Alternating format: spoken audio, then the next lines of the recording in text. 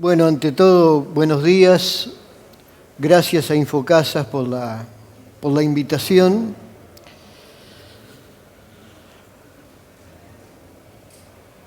Vale la pena, plantear cuando algún promotor privado, cuando algún desarrollador quiere hacer un edificio, sin duda, palabras del contador Lequeder, lo primero que mira es localización, localización y localización.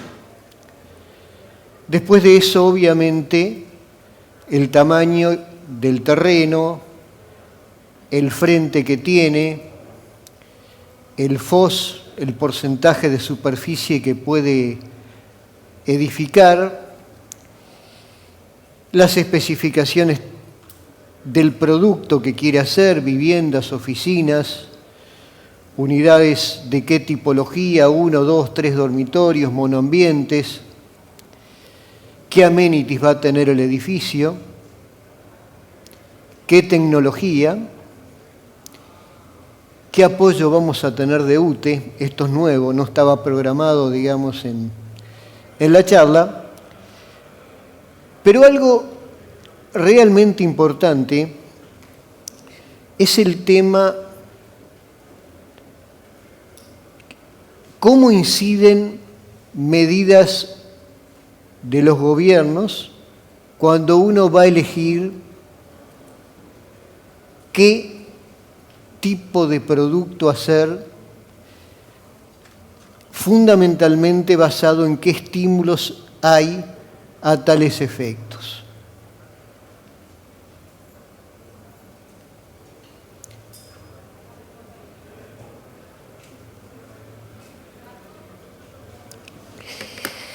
De alguna forma, y sería, el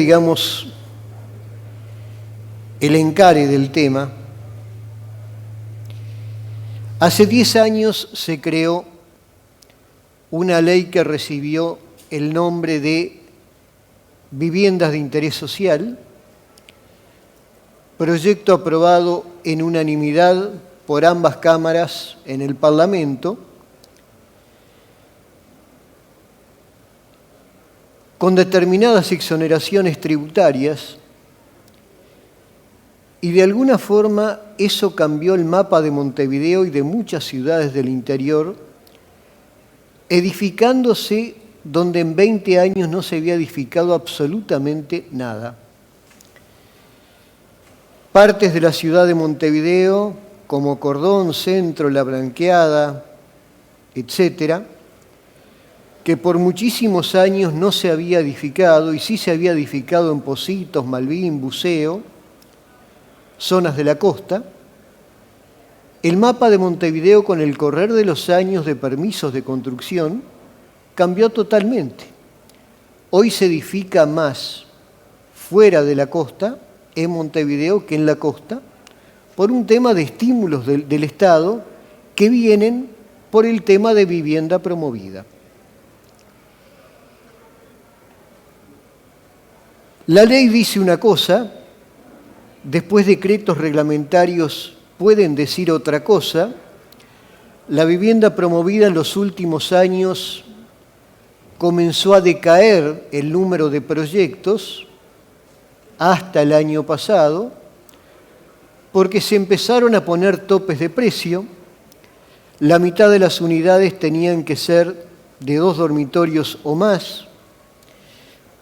Había que pedir permisos especiales para programas de más de 100 unidades. Todo eso desalentó relativamente a la promoción privada, y a partir de abril del año pasado, más allá del cambio de nombre de vivienda de interés social a vivienda promovida, hubo cambios muy importantes como la eliminación de los topes de precios y de alquileres, como el tema de el cambio de la mezcla de productos que se pueden hacer. Hoy se puede hacer todo tipo de unidades de monoambientes, 1, 2 y 3 dormitorios, con la única salvedad que los monoambientes no pueden ser más del 25% del total. Los monoambientes también están promovidos, lo único que no son promovidos son los locales comerciales. Y con eso, simplemente para poner un número, en el último año se duplicaron las solicitudes a la Agencia Nacional de Viviendas promovidas, y en estos primeros 3 meses del año, en los últimos 3 meses de este año, aumentó un 50% más con respecto al trimestre del mismo espacio del año anterior. De alguna forma, esto está sustentado en desgravaciones impositivas importantes que hace el Estado para este tipo de productos, como ser exoneración de rentas para la primera venta de estas unidades y para los alquileres. Para los alquileres es bueno decirlo que la exoneración no es solo para el desarrollador, sino que también es para el comprador, que luego alquila las unidades por 9 años más después que se terminan las obras.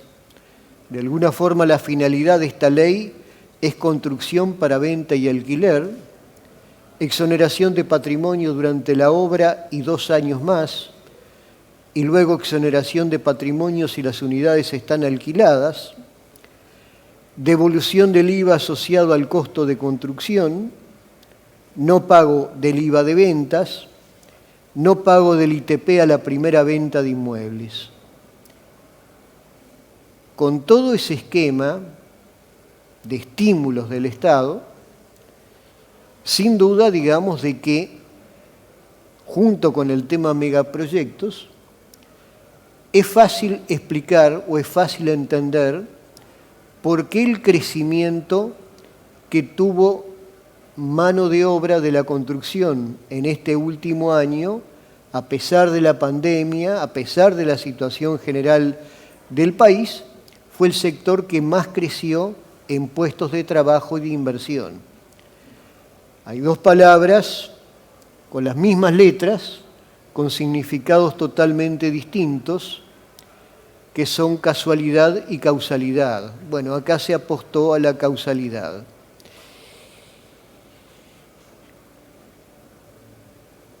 Todo esto fue, digamos, y vale la pena recalcarlo,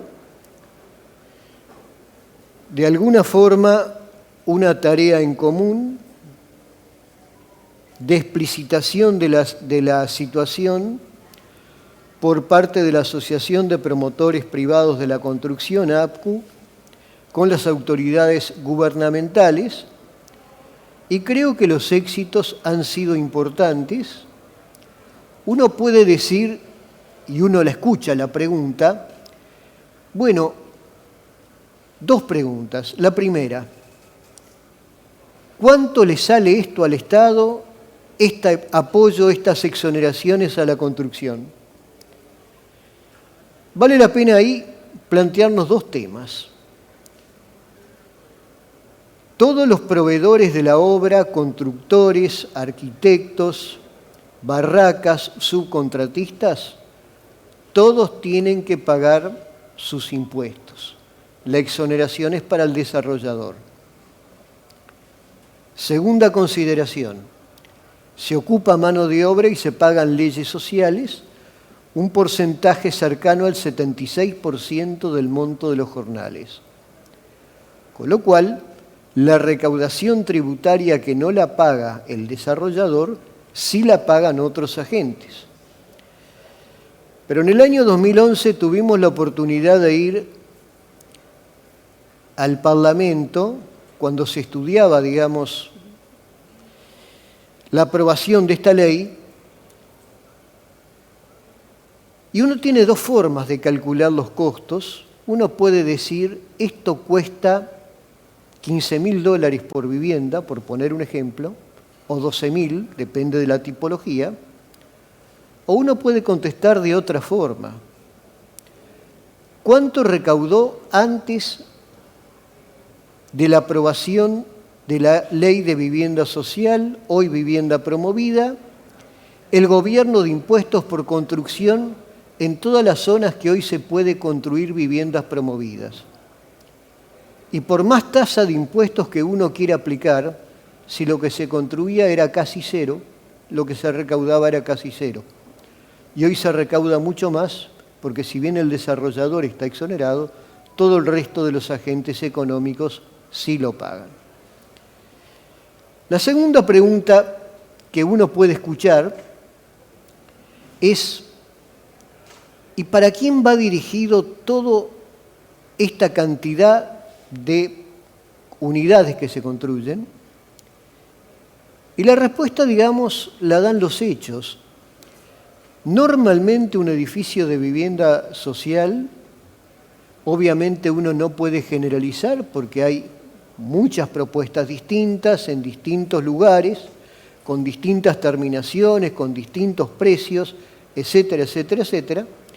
A los pocos meses de terminarse uno lo ve ocupado, sea por propietarios, sea por inquilinos, con lo cual hay un mercado que sin duda lo ha adaptado y de alguna forma la profusión de viviendas que se han construido de vivienda promovida han alivianado el mercado de alquileres. Es decir, dejó de crecer el precio de los alquileres y hoy se puede acceder a mejores viviendas a precios más razonables. Pero viviendas promovidas es una parte de la realidad. Por decir algo, Montevideo es fuera de la costa. En el interior es en los lugares que cada intendencia autoriza, digamos, los proyectos. No es en los balnearios. Por decir algo, en Punta del Este, Roosevelt sería la barrera. Hasta Roosevelt no se puede, de Roosevelt hacia el norte sí. Surgió en su momento el tema de los megaproyectos, que eran proyectos de más de 17, 18 millones de dólares. Las cifras están expresadas en unidades indexadas. Y la realidad que uno se encontró, el que no era vivienda promovida y no hacía megaproyectos de más de 18 millones de dólares de obra civil, sin contar terreno y sin IVA, estaba en condiciones muy difíciles de competir contra estos grandes megaproyectos.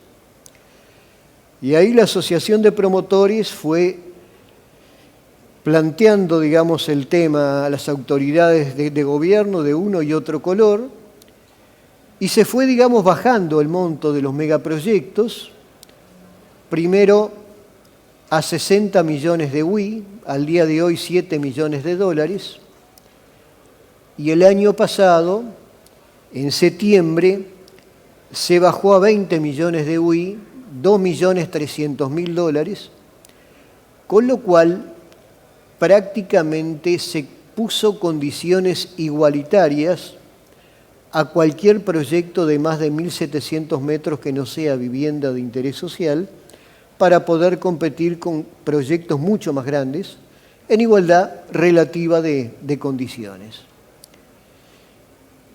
Todo esto obviamente ha hecho que el mercado se vea dinamizado, se genera inversión, se genera trabajo, los beneficios en megaproyectos son bastante menores a los de vivienda social, porque, digamos, si bien se devuelve el IVA del costo de construcción, se tiene que pagar el IVA ventas, y el IVA ventas es el 10%. La exoneración de rentas es por franja, 5, 10, 15 o 20%, pero no puede ser más del 90% del IRAE. Los beneficios de alquileres no rigen para los compradores. Se permite algo que sí es importante en megaproyectos: viviendas u oficinas. En vivienda promovida es solamente vivienda, Los alquileres pueden ser anuales o periódicos cortos, eso no se permite en vivienda social, pero bueno, son temas complementarios, temas que existen y de alguna forma, digamos, que ayudan a dinamizar la economía en un año, digamos, que estamos saliendo de la pandemia, quizás, ojalá, a la endemia, pero de alguna forma para conseguir un repunte de la economía en un sentido general, dado el alto efecto dinamizador que tiene la construcción en la economía. Es el sector que ocupa más personas directa e indirectamente, lo que, bueno, no deja de ser un detalle más que importante de por qué se ha puesto, digamos, tan en el centro del tema las palabras construcción y promoción privada. Escuchaba hace unos minutos al ingeniero Pastore de la UTE hablar, digamos, de temas para tecnificar. Bueno, son estímulos que vienen bien.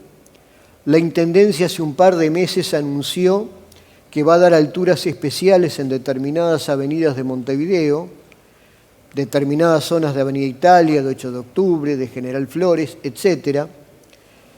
En realidad sería bueno que esos anuncios se complementen con la aprobación por la Junta de esas medidas para hacerlas efectivo, pero van en el buen sentido, digamos, de estimular el hacer cosas. Y más allá de viviendas promovidas y megaproyectos, en lo que tiene que ver con la construcción en general, hay proyectos COMAP de estímulos para construcción de hoteles, de condoteles, de shopping centers, de desarrollos comerciales, de residenciales para ancianos. Lo último que se aprobó fue para la construcción del estadio, proyecto que se tiene que presentar antes del 31 de diciembre y debe finalizar antes del 28 de febrero para hacer competiciones internacionales. Es decir, hay de todo tipo, tamaño y color.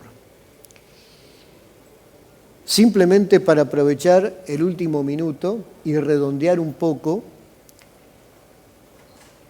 cuando uno escucha la palabra estímulos puede decir por qué a este sector y no a este otro, y eso siempre es opinable y valorable. En la construcción implicó inversiones importantes, ocupación de gente importante y un respaldo a la actividad económica general del país, sin duda. Uno ve que Uruguay ha desarrollado el software, ha desarrollado las zonas francas, y vuelvo a la palabra de causalidad y casualidad.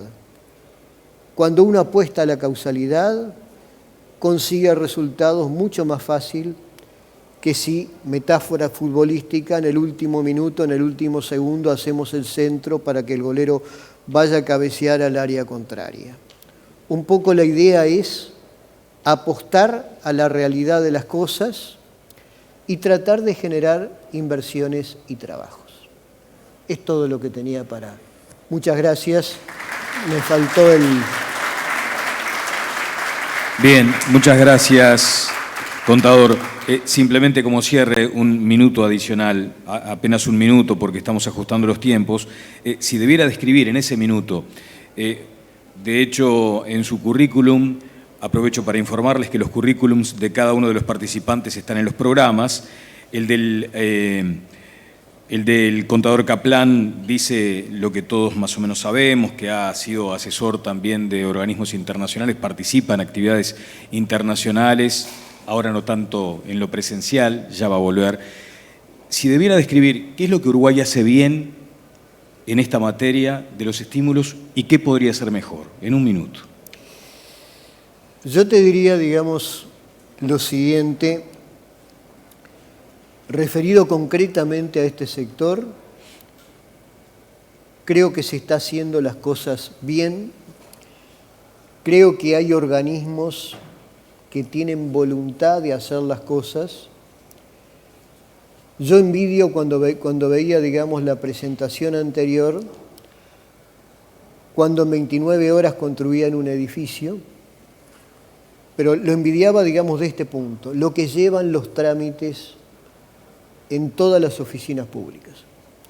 Tú podés tener los mejores deseos, los mejores estímulos, pero si un expediente queda parado en cualquier oficina pública, no las voy a adjetivar, 4, 5, 6 meses, porque alguien salió de licencia o porque se trancó el sistema o por lo que sea, más allá de lo escrito, son desestímulos que suceden.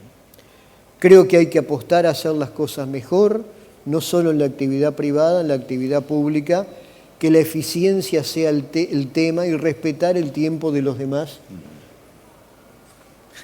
Me pareció fantástico ese cierre. Contador, muy amable, muchas gracias. Lo despedimos al contador Alfredo Kaplan, de Estudio Kaplan.